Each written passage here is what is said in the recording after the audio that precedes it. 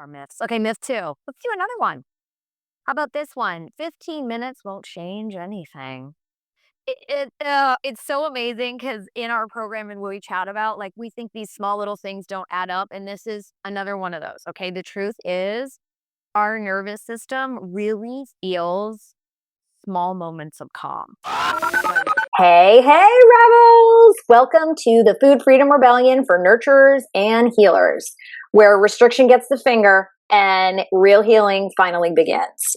We're having honest conversations about the habits, shifts, and truths that help you break up with burnout, ditch the food rules, and actually feel amazing in your body again. We're your hosts. I'm Monty, herbal remedy lover, gut health rebel, and helping women decode their symptoms and heal wildly without all the boring science lectures or food fear. And I'm Carrie, best-selling author, recovering sugar addict, and certified health coach on a mission to help women stop white-knuckling their way through wellness and finally enjoy food again. We created this podcast because we both lived through the crash and burn cycles of doing everything right and still feeling like something was wrong. We were crashing under chronic sugar cravings, bloated, burnt out, and buried under a pile of health advice that really didn't actually help. So we teamed up to bring you the unfiltered truth, what actually works, and how to make it doable. And each week, you're going to get real talk, rebellious tips, and permission to rewrite the rules so you can feel powerful, free, and fully at home in your body. Welcome to the rebellion. Let's dive in. Hey, rebels. Welcome back. This week, we are coming for your mornings, but in the most loving, coffee scented, love that smell, way possible with the early bird challenge. Now, before you panic, this is not about waking up at 4:30 in the morning, chugging your mushroom elixirs, taking that ice bath, running 6 miles while manifesting your dream life the whole way. Nope. We're simply asking you to set your alarm 15 minutes earlier each day this week. And then actually use the 15 minutes with purpose. Yeah. Here's why the tiny shift matters. And we're making it just a tiny little shift, 15 minutes. Nothing major, no drama. How you start your morning sets the tone for your whole day. If you start frazzled, you stay frazzled. If you start grounded, you stay golden. Yeah, let's talk about the science behind this. We like to give a little science because everyone hears these things and they think it's trendy. So your cortisol is the hormone that helps wake you up in the morning. So that will naturally spike between 6 and 9 a.m. Like, hey, time to get up. Let's wake up. So if you align that with this natural rhythm, getting up within that time instead of snoozing through it, we've all been guilty of it, right? Then you ride this energy wave instead of crashing under it and hitting snooze. Yeah. And morning cortisol it's not a villain, you guys. It's not the I'm freaking out kind. It's the let's do this. It's waking up with intention is what it's doing. It's just telling your body it's time to wake up. It's time to focus. It's time to start getting on with your day and start burning fuel. Yeah, and this reminds me of a client that we had. We love to share clients. We'll call her Dana. So she was stuck in this scramble mode, right? Scrambling by 8 a.m. She had no breakfast. She was drinking coffee in the car, reading emails at red lights. Like, no shame. I've done all of this. So we really pushed her to help claim 15 minutes, just 15 intentional minutes in the morning. And she used them to stretch, to step into sunlight, to be with herself, quiet. And in 2 weeks, her energy was super steady. She was not having those 2 p.m. sugar crashes. Gone. Totally gone. Those 15 minutes, they really aren't about doing more or adding more to your day. They're adding a buffer. It's like having a protective layer between you and the chaos. And I will tell you, with the boys, especially recently, I've been able to wake up just even 5-10 minutes before them, to have 5 to 10 minutes of just quiet before the house erupts and everybody wakes up and the chaos starts. And reality check, my chaos is no different from day to day. It is the exact same. But the way I feel about it, the way that I approach it, and the way that I deal with situations that come up throughout the day, like, the emotional 5-year-olds they actually have tantrums and meltdown. Who knew? I thought it ended after 4. I thought, uh, but the way that I am able to emotionally deal with those things is completely different when I have, that 5-10 minutes to myself. And 15, oh, heaven, absolute heaven, you guys. Such a good point. So, I mean, I have a 12-year-old that still has tantrums, meltdowns. We're just in a almost hormonal tantrum. But yeah.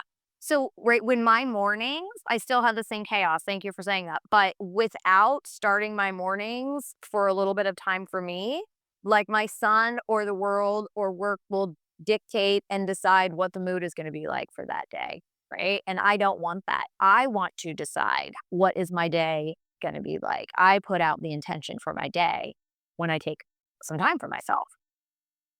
Absolutely. Absolutely. I mean, just, a lot of times what I'm doing, I was telling Terry about this, is a lot of times what I do is I literally have my water and my coffee and I walk outside to let the dogs out.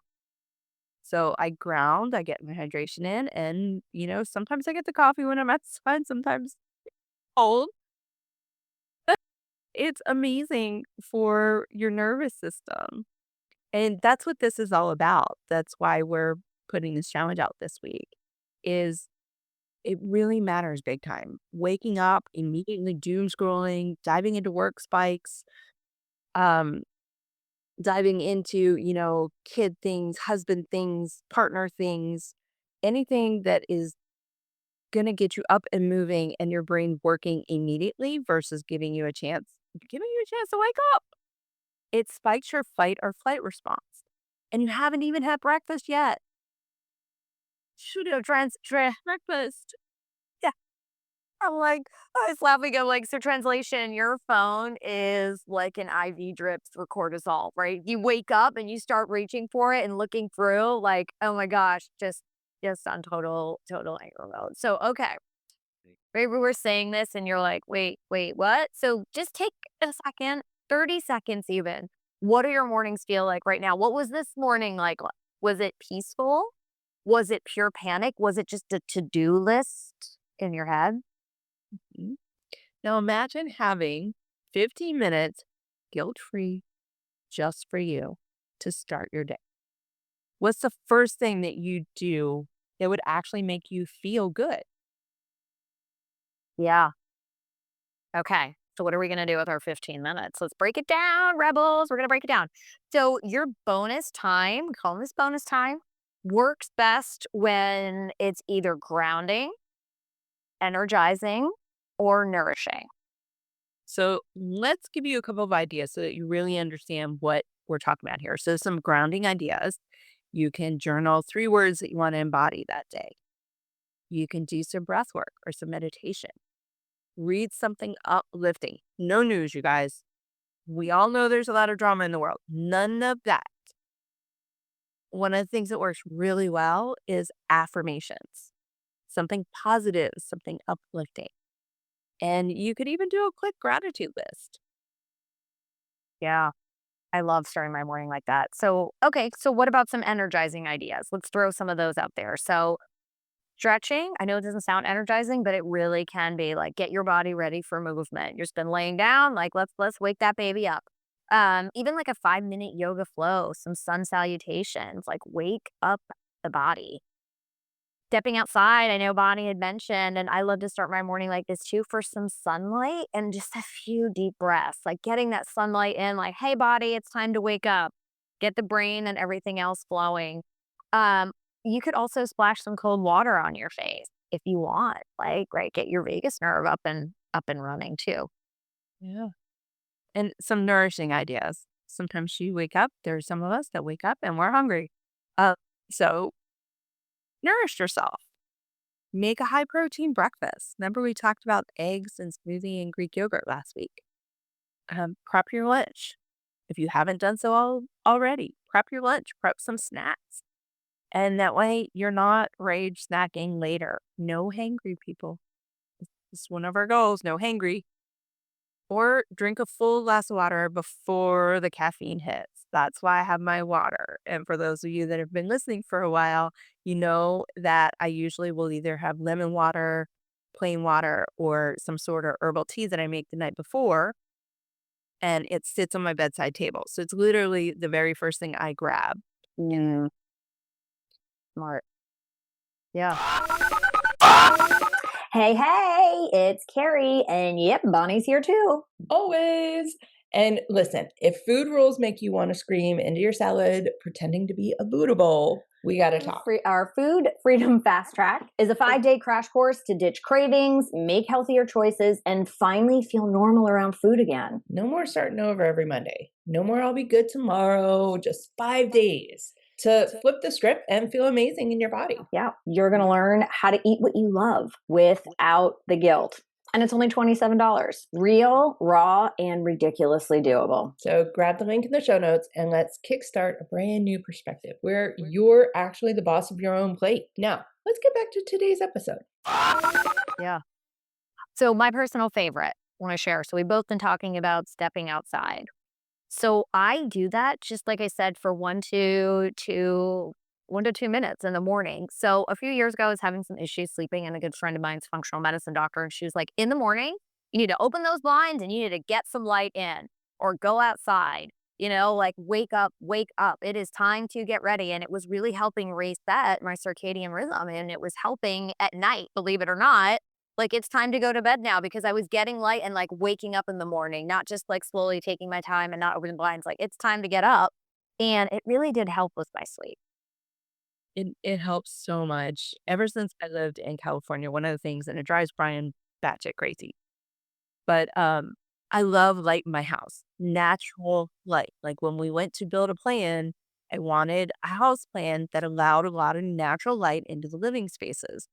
So when you walk into the living room and the kitchen from your bedroom, it is usually very bright if you wake after the sun wakes up.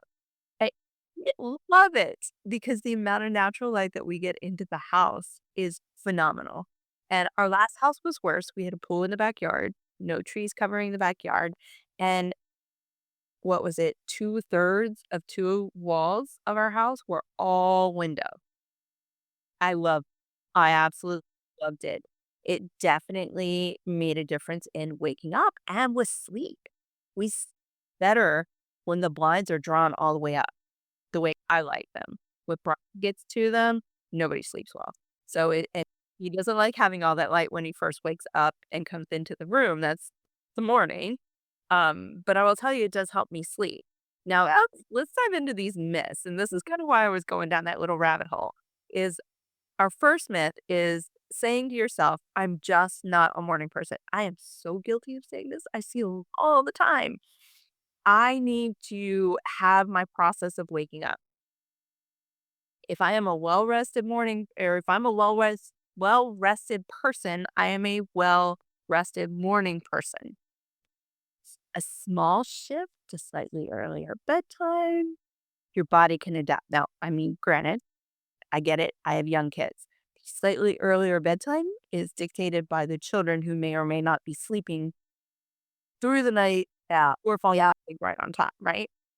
But by getting up just those few extra minutes earlier, it helps me sleep better so that I do become more well rested, so that I stay well rested. And I mean, I tell people all the time, I'm just not a morning person, but I mean, think about it, you guys. Up at 2, 3 o'clock in the morning for the Biggest Loser stuff. Up at 4 a.m. to train people. When we had marathons and half marathons during the running coaching that I was doing, we're still waking up at 3 and 4 o'clock in the morning. I had zero issue doing that, by the way. Yeah. So, It's everything to do with being rested and how you feel when you wake up. yeah, I love our myths. Okay, myth two. Let's do another one. How about this one? 15 minutes won't change anything. It's so amazing because in our program and what we chat about, like, we think these small little things don't add up, and this is another one of those, okay? The truth is our nervous system really feels small moments of calm. That's why we teach our women when to take breaks during the day, right? But if you start your morning like that, it really has a ripple effect throughout the entire day. It helps with energy. It helps with cravings. Oh my gosh, cravings. And it helps with how you show up. So 15 minutes can make a huge difference in your day. It doesn't have to be 2 hours, right? 15 minutes. This isn't about productivity. Like Carrie said, we talk about these things at length to our girls because these ladies come to us and they feel like they have so much going on that, just a 10-15 minute time frame, it's going to add so much to their day. And in reality, that extra 15 minutes early in the morning gives them a moment to pause. It gives them a moment to get their thoughts together and to slowly bring on the day versus hitting that alarm clock and you're go, go, go for the rest of the day. Yeah. Feeling is different. This is about presence. It's not about productivity. Yeah, absolutely. We're not checking something off the to-do list in those 15. Okay. As tempting as that is. So, here's the early bird challenge.